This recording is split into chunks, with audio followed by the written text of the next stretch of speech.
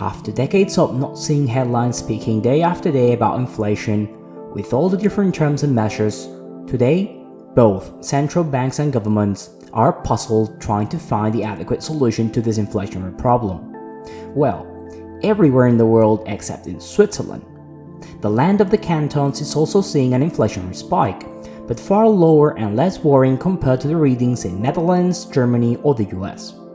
This isn't the first time Switzerland dodges an economic downturn while the rest of the world falls under it. So what does the most neutral state in Europe do that helps shield so well every time a crisis threatens to derail the world's economic progress? Let's find out, and welcome to Switzerland. This nation, embedded between mountains, rivers, forests and lakes, is known for the good cheese, expensive watches, having one cow for every 5 people, Roger Federer, and on top of everything, their historic neutrality every time a conflict between nations emerges. The Swiss neutral stance can be traced back to different periods in history, due to different reasons. During the 12th century, a victorious war against the Habsburg dynasty led to the creation of the Confederatio Helvetica, or Helvetic Confederation, which unified the 3 independent cantons under the First Swiss Confederation. The Swiss also showed a remarkable performance in the battlefield, and during the following years it became common for European nations to hire them as mercenaries. Even today, the Swiss Guard still serves as the Pope's main bodyguard. The 2 milestones which originated Switzerland's well-preserved neutrality arrived after the defeat against the French in the Battle of Marignano, with the following signature of a non-aggression treaty with France, and a century later with the signature of the Peace of Westphalia, when all European nations recognized the Swiss neutrality. Besides a brief period of Switzerland as Napoleon's puppet state, the country has never again been involved in an armed conflict for the last 2 centuries.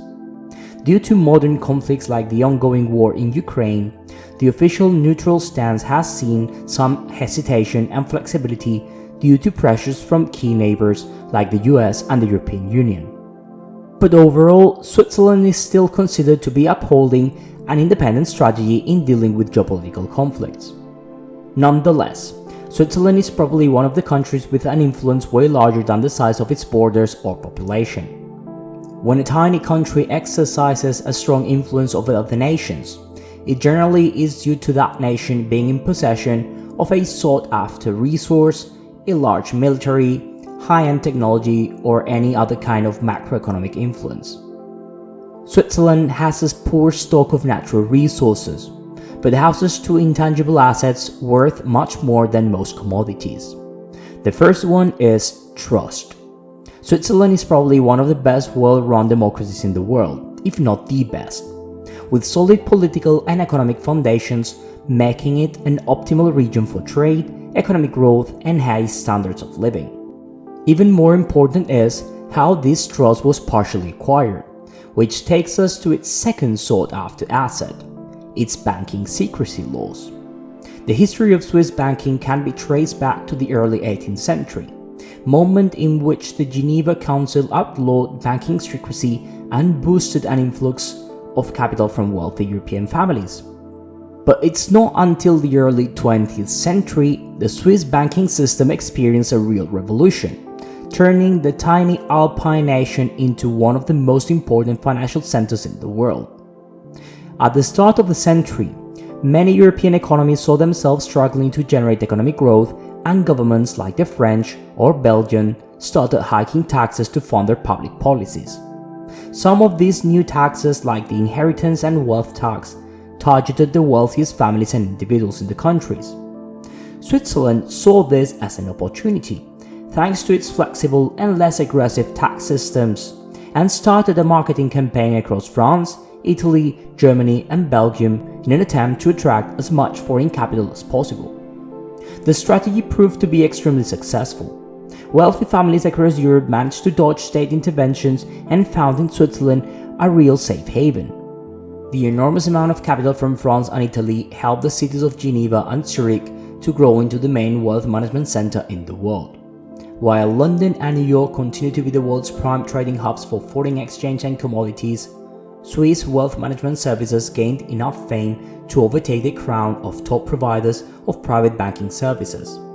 The decades that followed and the consequent economic devastation derived from the ongoing bloodbath and resentment between European nations right after World War I did anything but help Switzerland in building its financial hub larger and larger. At the start of the 1920s, German wealthy families increasingly flocked to the German-speaking cantons and especially to Zurich, which was already Switzerland's main financial hub, looking for solutions in hedging their wealth from the demise of the German mark. The economic policy from the Weimar Republic, with its consequent hyperinflation, pushed a vast amount of German families to try and exchange their savings into Swiss francs. By the start of the decade, the Swiss franc already started gaining the status of safe haven, thanks to the ongoing European conflicts. Overspending to finance war efforts by nations like France or Great Britain had sparked demand for Swiss francs for both financial and non-financial institutions, looking to protect their purchasing power against falling value in their currencies. For instance, at the start of 1914, Great Britain suspended the gold standard to finance its Great War, generating a consistent and sticky inflation problem during most part of the remaining decade. The introduction of banking secrecy into the criminal law in 1934 turned Switzerland into the European country with the most rigorously protected banking secrecy laws. During the decade preluding World War II, the rise of Nazism served as an increased booster for influxes of foreign capital. Jewish families fearful of what was to come in Nazi Germany moved to Switzerland to safeguard their wealth. It has been well reported that during the early 1930s, Germany pressured Swiss authorities to reveal information about their Jewish clients, in an attempt to hunt down any relatives or unidentified assets still within reach. Even though Nazi officials threatened, complained, and even sent spies into the country, only a couple years later, a very ironic situation took place when the Nazis themselves made good use of the same banking secrecy laws they heavily criticized to hide their personal wealth, much of which had been acquired during the Holocaust and military invasions in Europe. It is during this period, right after World War II and the internalization of modern financial systems, that Switzerland, and especially Zurich, became Europe's main wealth management center, and even though London still remained by far the global financial district, the growth of Zurich as a provider of financial services other than wealth management and private banking was still considerable. Today, the legacy from the post-war period has transformed the country into the global center for cross-border wealth management services, with a 25% market share of the global wealth management services industry. The Swiss banking and insurance sectors bringing around 10% of the Swiss annual GDP. With a similar GDP per share, the importance of banking and insurance for Switzerland is equivalent to Germany's dependency on the automotive industry for economic growth. 24% of total Swiss exports came from the banking services sector, which is dominated by two firms who own half of the market, Credit Suisse and UBS. While these firms, alongside the other cantonal and foreign banks, also contribute directly to the Swiss economy through lending and direct investments, they often concentrate their capital abroad, where more attractive markets and higher interest rates help bringing stronger earnings. Switzerland also houses one of the strangest central banks in the world, notorious for implementing some of the most uncommon monetary policy operations for an institution of its nature. The Swiss Central Bank has recently made the headlines for suffering its biggest losses ever.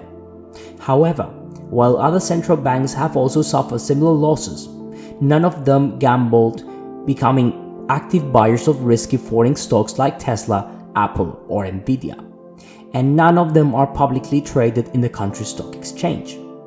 The Swiss Central Bank has been listed since 1907 in the Swiss Stock Exchange, as a way to make sure the public remains a direct shareholder of the bank and the institution falls under the same transparency requirements as all other publicly listed Swiss companies. Nonetheless, although a central bank isn't meant to be a for-profit organization, there is a rationale for the SNB to buy equities. Just for clarification, the fact there is a reason doesn't mean it's a good reason, or the rationale behind it is correct. Whatever the idea was, Switzerland's international banking success also comes with a modern monetary problem: demand for its currency. The Swiss franc, the legal tender currency in Switzerland, has been considered as a safe haven currency since the start of the past century. Whenever an economic crisis looms in Europe or even the US, demand for Swiss francs and Swiss franc-based assets like equities or fixed income products increases. While having foreign demand for your currency is always welcomed and it's a very positive sign of a healthy economy, having too much demand also comes with downsides. Switzerland is a country dependent on other nations for energy, agriculture, and other goods and services they don't produce themselves. A stronger franc makes imports cheaper, but exports more expensive for buyers from abroad. Even though this situation seems extremely favorable to the issuer of the currency, the economy is left vulnerable to suffer from an illness called the Dutch disease. The Dutch disease refers to the economic situation in which a country sees itself reliant on one single export to fund the rest of the economy, leaving no need to become competitive in anything else. For some time, while the currency keeps appreciating, the country is still able to import the goods and services it needs and doesn't produce. But when the currency tanks or demand vanishes, the country falls under economic devastation, as it is unable to produce the most essential products. This is the reason oil-rich Emirates are trying to diversify their economies. If the world suddenly stopped using oil, the lavish and luxurious lifestyles of Dubai or Qatar would quickly return back into the economic ostracism. It's important to point out the Helvetic nation has much more than a brilliant banking sector helping attract demand for the franc. Switzerland houses two of the biggest pharmaceutical giants in the healthcare industry, Roche and Novartis, who also help attract into the country a large amount of healthcare and biotech researchers. The largest food producer in the world, Nestlé, is based in Vevey. And most importantly, Switzerland is the world center of the most complex and luxurious watches, with brands like Rolex, Swatch, or Audemars Piguet, helping the industry export watches worth 21.7 billion francs only in 2020. If all these goods and services weren't good enough, the hospitality and education industries are also growing, thanks to Switzerland's beautiful natural landscapes and world-renowned education system, helping the Swiss nation brew a labor force with one of the highest productivity rates in the world, capable of achieving the third largest GDP per capita in the world, making Swiss workers some of the wealthiest citizens worldwide. The confidence in the Swiss system is so solid, many international organizations have chosen the country to establish their headquarters. United Nations is based in Geneva, FIFA is in Zurich, and the Bank for International Settlements is headquartered in Basel. All these factors have contributed directly to help the country find flexible solutions to circumnavigate any economic constraint. The power of the confidence placed in Swiss institutions, a formidable and well-diversified private sector generating high value added with inelastic demand, and a strategic geographical location, allowing the country to be at close reach from economic superpowers like Germany, France, and Italy, makes Switzerland possibly the best mid-sized economy in the world and able to use the power of its currency to achieve permanent financial stability. With a GDP worth $800 billion, the economy is still smaller than the US, Germany, or Japan. But in contrast to all these countries, Switzerland is unrivaled in quality of life, public services, and if you are rich enough, wealth management. No risks can be foreseen in the medium-long term able to jeopardize the Swiss economic stability, not even Credit Suisse imminent default. I could have easily gone on for another 10 minutes discussing the impeccable democratic traditions, the nation's tax system, or the chocolate industry. But I hope not only you haven't slept before the end of this video, but you've also enjoyed knowing more about the history of this excellent economic powerhouse and the shady origins of its core business, banking. Take care guys, and see you in the next one.